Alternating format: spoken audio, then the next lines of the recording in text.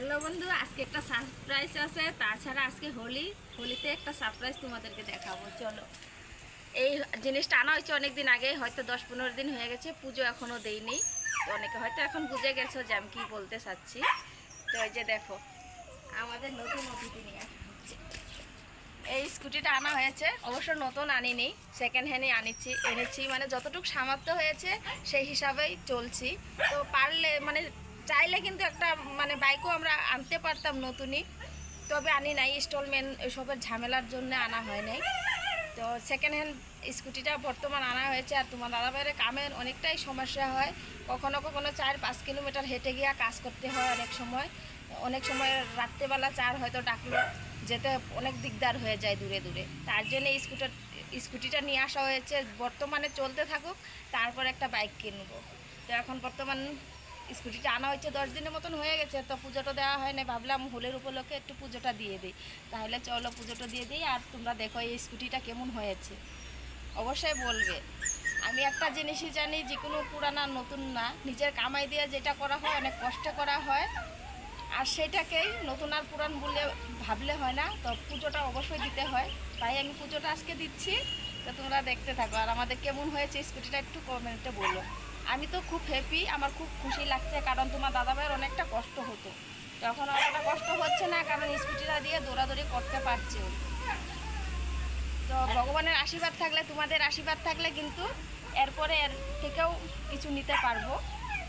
তো বর্তমান যেটা আছে ওটা নিয়ে আমি খুশি আছি।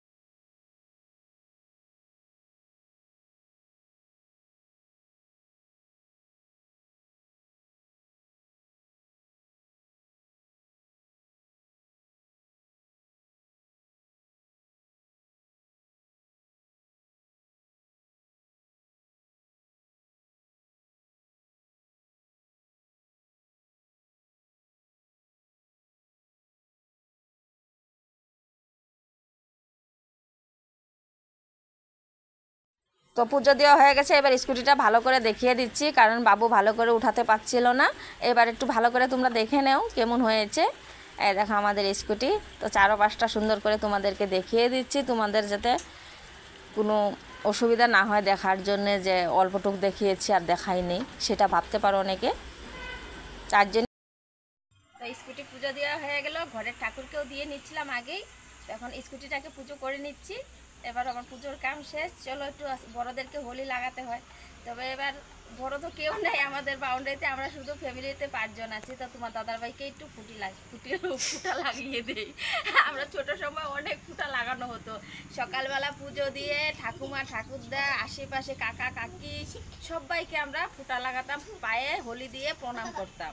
তো সেইটার এখন আর হচ্ছে না, কারণ এইখানে নাই সেরকম মানুষ। তো আমি একাই আছি। তো তোমার দাদাভাই বড় আছে আমার থেকে, তো তাকে একটু পায়ে দিয়ে প্রণাম করি।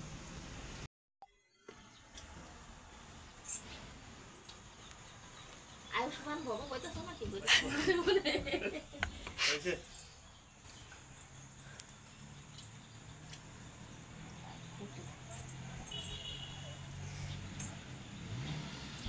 মাল পেলাও একটু ভালো লাগে না